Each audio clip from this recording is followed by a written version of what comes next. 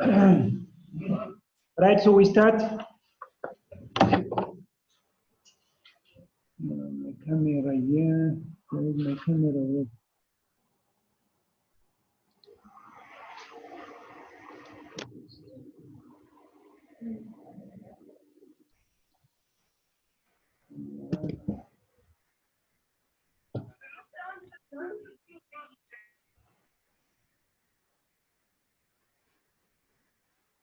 Okay, right, let's start. We are revising exercise 30, right? On exercise 30, there were multiple choice questions. So we start 1.1. 1.1, it says, no?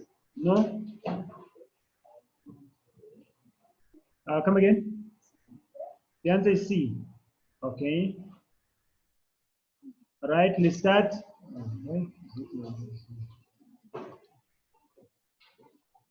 Okay.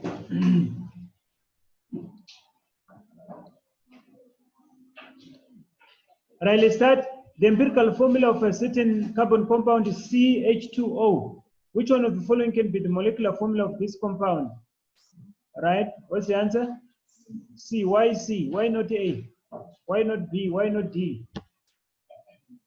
What's wrong with those answers? What's wrong with those answers?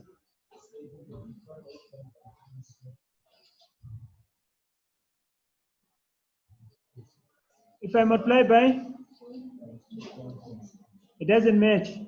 Okay, let's check here. What is the ratio here? Carbon is 1 is to 2 is to 1. All right, let's check this one. What is the ratio here? 2 is to 6 is to 1. All right. And what about this one? 3 is to 6 is to 1. All right. What about this one? You have to divide. There's a common factor here, isn't it? Yes. Right. Common factor is what? 2. So we divide by 2. It becomes 1 is to 2 is to 1. All right. And we come to this one. There's a common factor here also. What is the common factor? 2. So here we're going to get 1 is to 3 is to 1. So the one that matches becomes your C. So C becomes the correct answer. That's the one that matches there. Okay, all right, fine. We move on to the next one.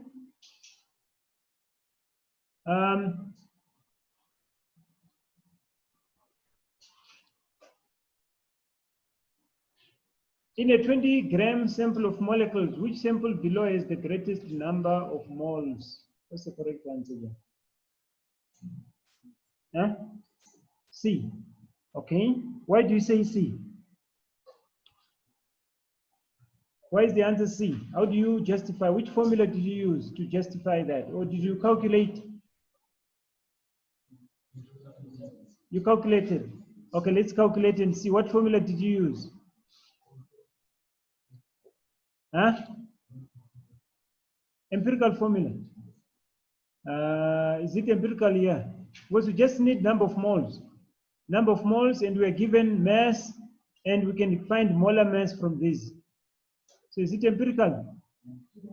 Or it's what are you supposed to use here? Number of moles is equal to? Number of moles is equal to mass, because we are given mass, over molar mass.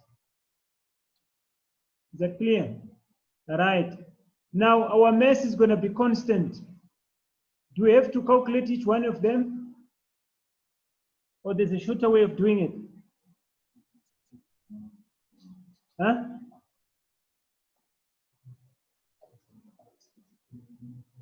Yeah. We combine all of them? No.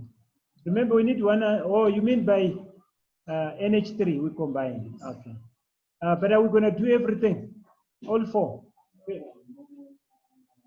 To get the answer. because we need to find which one will give us the highest number of moles. Like, okay, let's do the first one. First one is going to be 20 divided by molar mass for ammonia, isn't it? Right, which is going to be 14 plus 3, which is 17. What answer do you get? 20 divided by 17? It's 1 comma something, isn't it? 1 comma 18.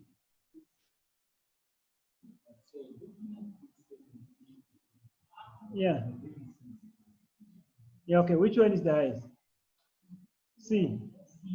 Okay. All right. But actually, that's wrong. The correct answer is D. This is the correct answer. Why? Because whenever you divide with a bigger number, you get a smaller answer.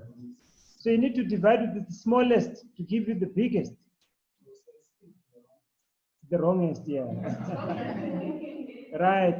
Actually, it's the one that is further away from the correct. So basically, that's what I was saying. Do you need to calculate this? No. What can you do? You can just check here. You can just check here. Your mass is constant. Right. So your number of moles, it's a numerator, and your mass is a denominator. So what do we know? We know number of moles is inversely proportional to molar mass. Number of moles is inversely proportional to molar mass. So what does that mean? The bigger the number of moles, your molar mass of the substance must be the smallest. Are we clear? So for me to get the biggest or the highest number of moles or the greatest number of moles, my molar mass must be the smallest. So I check which one is got the smallest molar mass. I know this one is 17. I know this one is 28.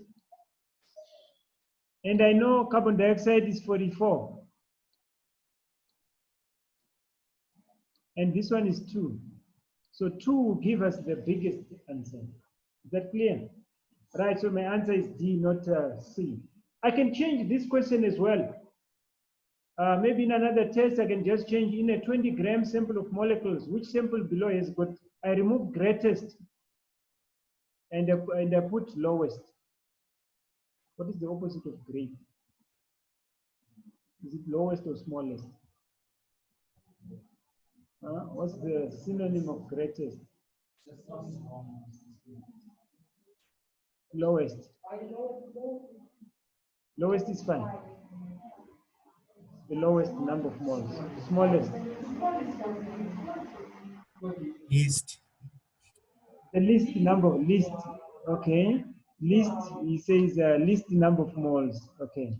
So we're gonna change that to least number of moles. Okay. Right. Okay. But greatest also is not right, you know? Is it right? Greatest or biggest or highest? Highest number of moles. Okay. Yeah, we're trying to keep it simple, but we want to be right, correct English. Okay, right. So least number of moles, I can change this to least number of moles. What would be my answer here? My answer becomes C. Because for me to get the smallest here, whenever this one is the smallest, my number of moles must be the, is it greatest? Is it greatest? Biggest. It must be biggest. Okay, right. So that's what we have there. English is nice, man. Okay, fine. We done here. Okay. All right. So we put 1.2. We move on to 2. Question number 2.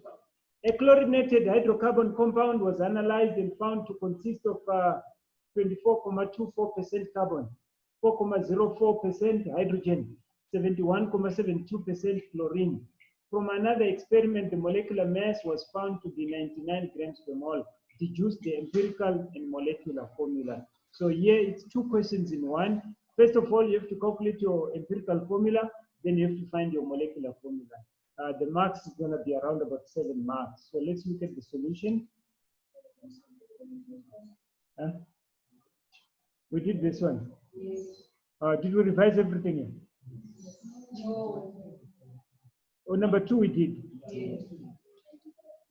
Is the one that you did from there? Oh, okay. All right. So move on to the next one.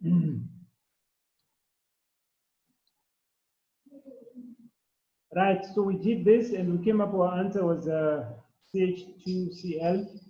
Then we found that our answer was C2H4. Is this the one? Yes. We did this in class, no? Okay. All right. Then we move on to the next one. The next one is number 3. It says the substance tested in experiment 3, you don't have, it was a continuation question from the top, right? Was analyzed, it was found to contain 40% carbon, 6.67% hydrogen, and 53.33% oxygen. Determine the molecular formula if the molar mass is 180 grams per mole. All right, what are you going to do? You're going to start with your empirical formula. All right, so you're going to have your ratio. Number of moles of carbon to the number of moles of hydrogen to the number of moles of oxygen. All right. Then you have to divide by the molar mass. Mass over molar mass for you to get number of moles. All right. Then we assume this is a 100-gram sample. So out of 100 grams, we assume 40 is carbon, 6.67 grams is hydrogen, 53.33 grams is what? Is oxygen. Clear?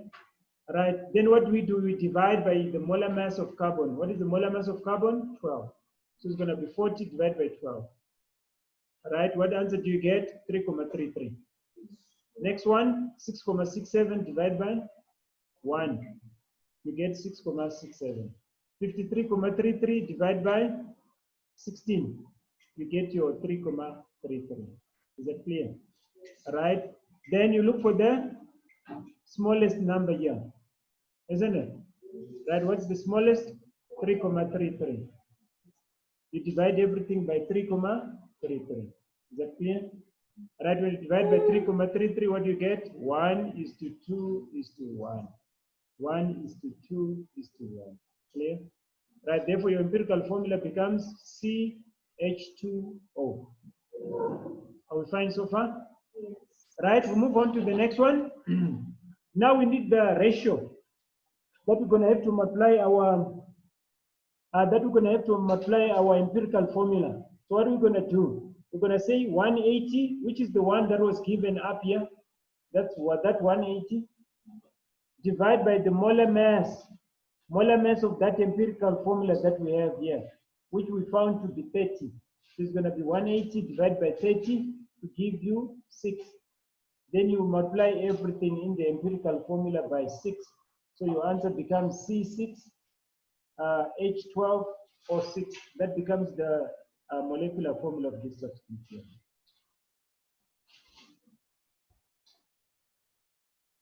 All right? So you get C6, H12, or 6. Please, when you mark, 1 mark for dividing 40 divided by 12, 6.67 by 1, 53.33 by 16. 1 mark. 1 mark for the ratio in the empirical formula. 1 mark for dividing by 30, getting a 6, and multiplying it. Yes. What if I work the empirical formula on the side? On the piece of paper, on the web paper, just wrote the final answer. But it's 7 marks. 7 marks, it means you can't just write the answer. You need to show the working. You might be penalized. You might be penalized. Why would you? Get some marks. Yeah, you get maybe 5, but because you didn't show the working. Because remember, there are marks that are allocated to a certain calculation. Yes. So show the working. It's not like 1 mark. 1 mark, that's where you just state. And why would you work on the side when you're supposed to work it on the page? No, so here they say they wanted the molecular formula, so I thought that. Yeah, but look at 7 marks. 7 marks, it means you have to show 7 points. There are 7 points that you need to highlight them. Yes, please. Whatever rough, even if it's 1 mark, just show your 1 mark wherever here, do the calculation here. Yes. Huh? Yeah, so we're going to check. Yeah, did you divide by 12? You get a mark. Okay. The factor here, the ratio is fine. Oh, so you're going to lose that 1 mark. So you get 6 out of 7. You get 6 out of 7. Okay, we go to number 4. Number 4. When 207 grams of lead Pb combines with oxygen, 239 grams of certain oxide of lead is formed. Use a calculation to determine the formula of this oxide of lead. Right? Use the formula of this oxide of lead. Right? So what are we going to say here? Right, so you start, the 207 is for Pb, and this oxide. So basically what we're getting here, I don't want it to appear as if the oxygen is a gas. It's supposed to be Pb. I'll just add O. I'm not going to make it O2. I'll just write Pb, PbOx. I'll put X here, depending what will be the ratio that we have here. All right. I don't want to put a 2 here because now I'm going to be confusing people, especially here when we divide. So basically, this is what you have. So the statement is saying this Pb here is 207. This is 207. And what we are forming here is 239. So therefore, what is the mass of this oxygen here? We're going to have to subtract, isn't it? Right, so it's 239 minus 207 to give us how much? To give us 32. So this is 32. So 207 plus 32 must give us 239. Right, now that I've got the mass of oxygen, now I can do my empirical formula. So I go to number of moles of lead, it's going to be mass, which is that 207, divide by the molar mass of Pb. On the periodic table, my molar mass for Pb is 207. Then it gives me 1. Then I do the same for oxygen. Mass of oxygen, 32. Divide by molar mass, which is 16. 32 divided by 16 gives me 2 moles. Then I check which one is the smallest. 1 is the smallest. So I'm going to divide everything by 1. So nothing changes here. So my ratio becomes 1:2. All right. Therefore, my formula becomes PbO2. That's my answer. Yes.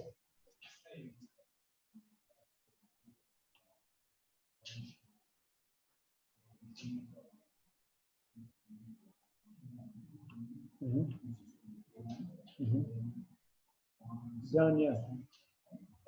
Yeah, then down you do 207 divided by 207. Then you do 32 divided. Yeah, it's fine. It's fine. Yes. Okay. Right. So your answer becomes PbO2. And how many marks? 5 marks. What are the 5 marks for? For getting the 32, for dividing by 207, for dividing by 16. If you divided here by 32, you are wrong here. Because your ratio is going to become 1:1, which is PbO. So you're going to lose all these last 3 marks. You just get only 2 out of 5.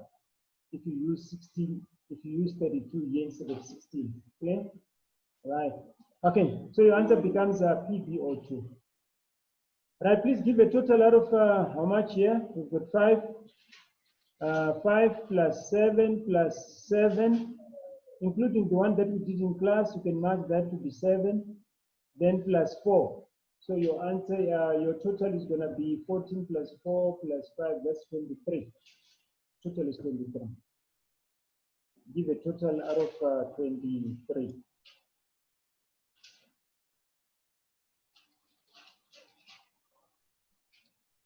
Right, so we are done with exercise 30.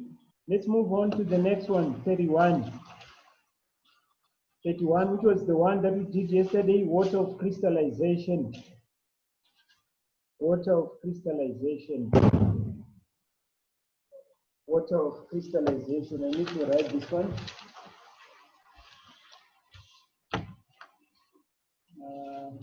Where's this one? Are you marking? Are you marking the word? I see you're busy with your phone.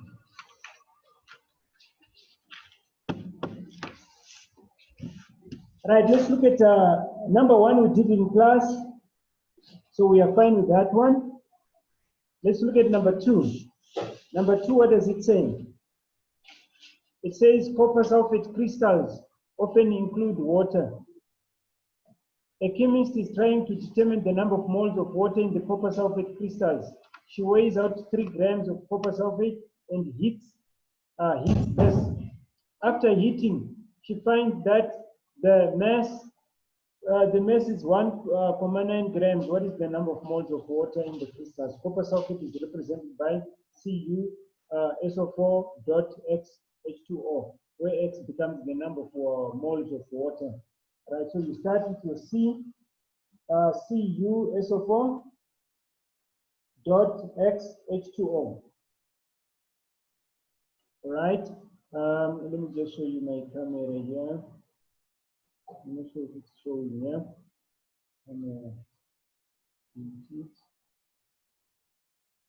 Okay.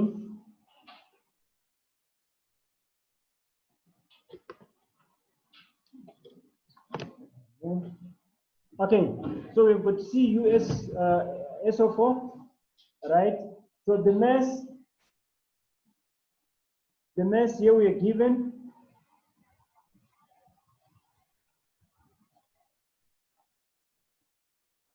the mass that is given, there's 3 grams. She weighs out copper sulfate and heats it. So the mass for this is 3 grams. Right after heating, she finds the mass to be 1.9. That 1.9, it means is the salt that remains. That's the 1.9 grams. Right, find the number of moles. So let me open my camera here. Right, so you've got your CuSO4, right, H2O. So the 3 grams is the copper sulfate plus the water of crystallization. That's your 3 grams. Then you've got your 1.9, that's after heating. It means after heating, all the water evaporated. So we can find the mass of the water. Mass of water becomes 3 minus 1.9. Your answer becomes 1.1 grams. All right, I hope you can see that. Right, now we do our empirical formula. So what are we going to say? We're going to say copper sulfate is to water. Right, copper sulfate is your, we are using number of moles is equal to mass over molar mass. All right, then your mass is 1.9 divided by the molar mass of copper sulfate. What is the molar mass of copper sulfate? 160. How do we get the 160? It's copper is 64, am I right? Plus sulfur, which is 32, plus oxygen, which is 16, but they are 4 times 4. For the benefit of those who are not here, all right? Who's here? I saw Anele here. Is she here? Oh, she left. Okay. Yes.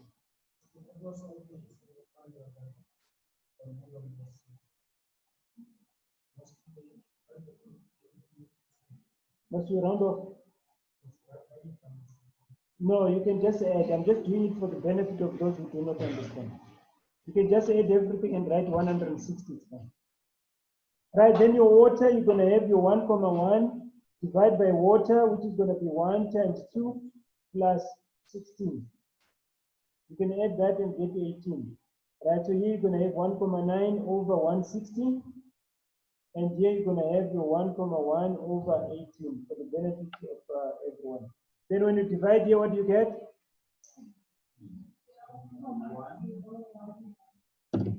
0.583, 4 decimal places, and the other one? 0.06111. Right, just make sure your decimal places are the same both sides. I have 5, I have 5. Then the next step, what do we do? Molutando, what do we do? Yeah.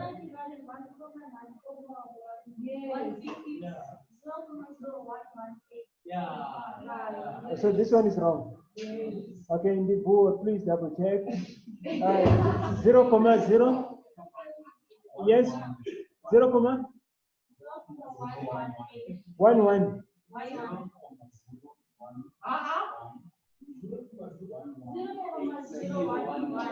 1, 1. So when there's 5, there's a 1.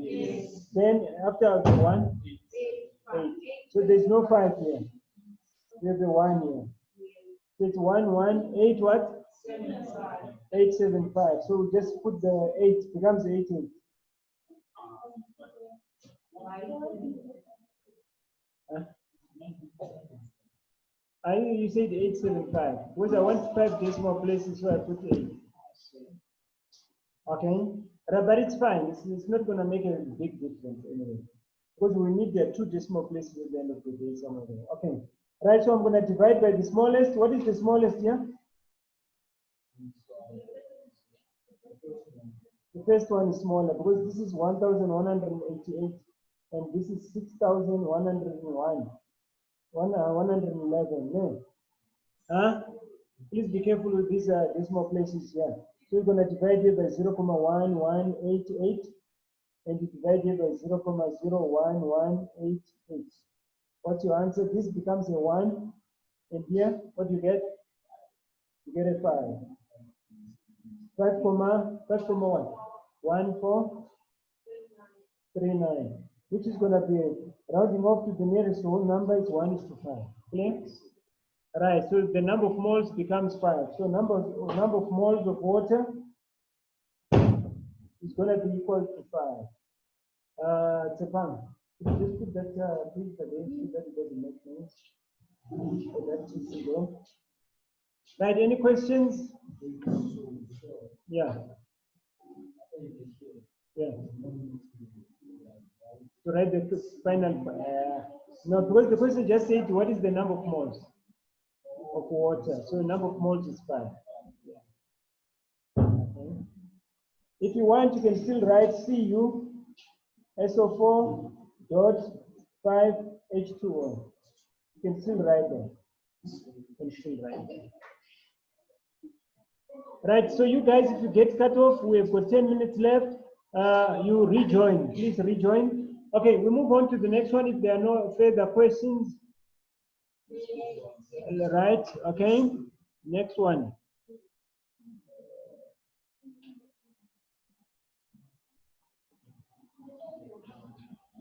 Sir, Yes, Zinedine. sir, how much was that out of, sir? With the mark allocation. Yeah. Okay, let's see. Let's see if we can allocate the marks. Right, so let's start the subtraction here. You get a mark. The dividing here, a mark. You get a mark. Right. Then dividing by the smallest ratio, you get a mark. Then the final answer. So it's going to be 5 marks. Okay. Right. Okay, let's move on to the next one.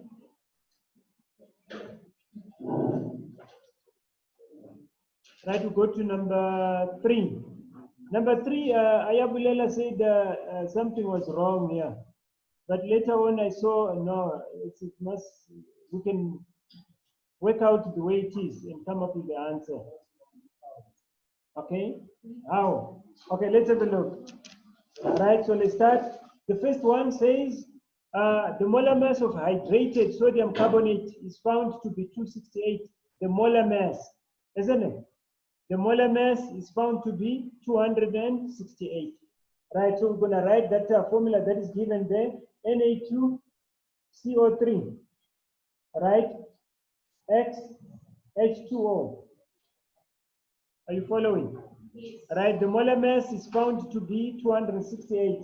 So the molar mass of that salt, hydrated.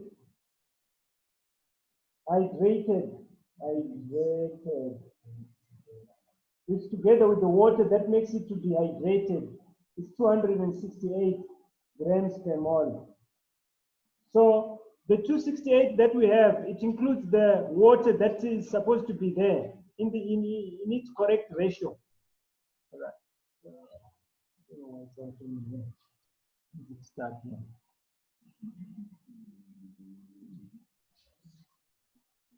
I'm trying to click on it. Okay. Okay, right. So this is what we have. Right, so the 268 that we have, it's for sodium carbonate plus the water that is supposed to be here, including the X. So it means that mass includes the correct number of the X that are supposed to be here. Are you following? Right, so what do? We look at the molar mass for the salt only, which is sodium carbonate.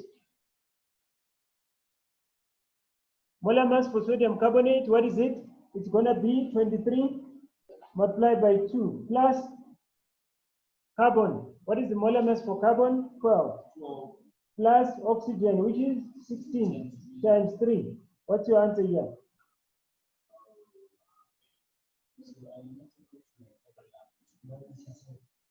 Which two? No. We just want this.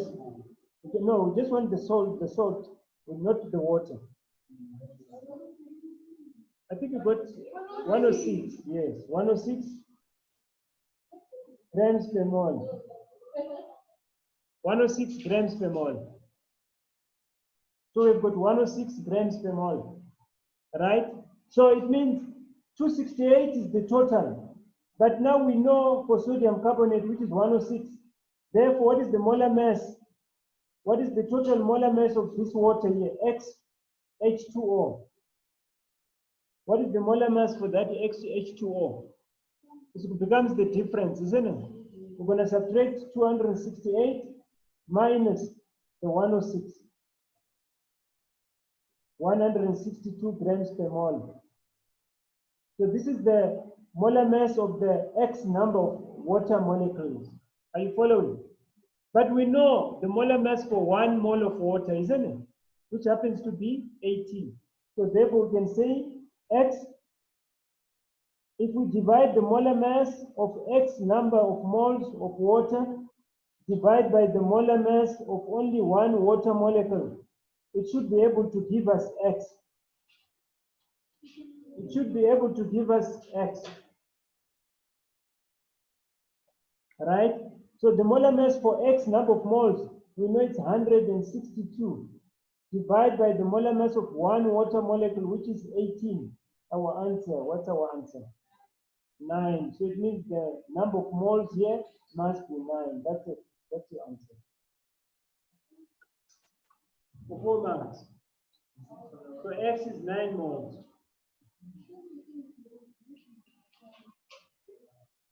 Right?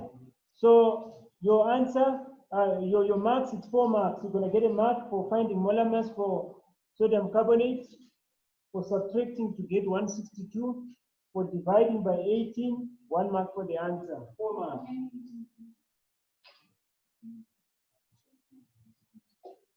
Right. That's it. Okay. Yes. So why did we have to divide the 162 by 18?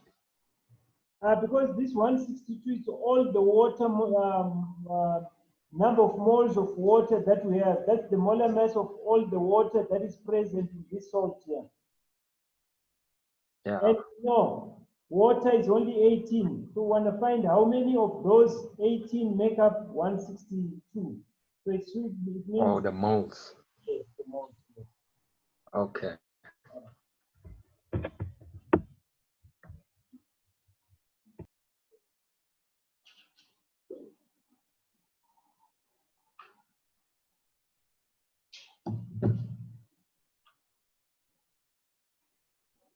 Right.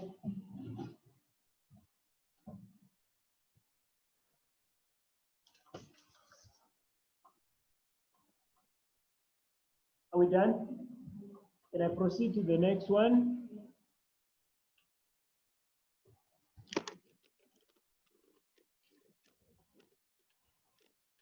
Right, the next one says,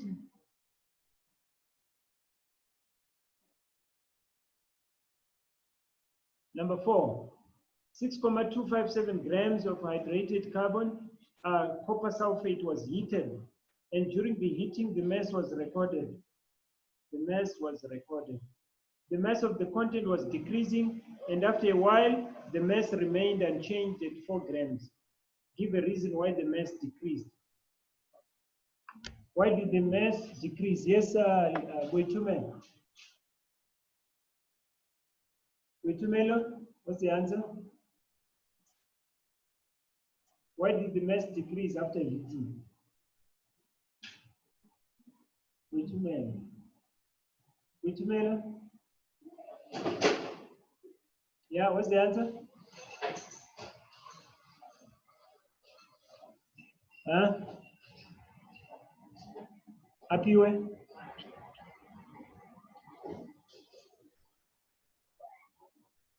Why did the mass decrease? Guys, are you serious? Yes? Yeah. Because the water evaporated in the atmosphere. So, Apiwe and why didn't give us the answer? You didn't know, or you were not paying attention. Okay, so it decreases because the water evaporates into the atmosphere. Are we together? Right. 4.2. Calculate the number of moles of water in the original hydrated salt. So we're going to do the same thing like what we've done before, right? So we've got hydrated copper sulfate. What is the formula for copper sulfate? Molemas, yes, Homos. Formula for copper sulfate? CuSO4. Right, CuSO4. Yes, thank you, Zinedine. Then we put our NH2O. That's our formula of the hydrated salt. Right, then the mass for everything, the hydrated one, including the water of crystallization, it is 6,257 grams. And after heating, the mass remained constant because all the water was gone. And that mass that remained was for the salt, which is copper sulfate. So copper sulfate is a mass of 4 grams. Right, so we've got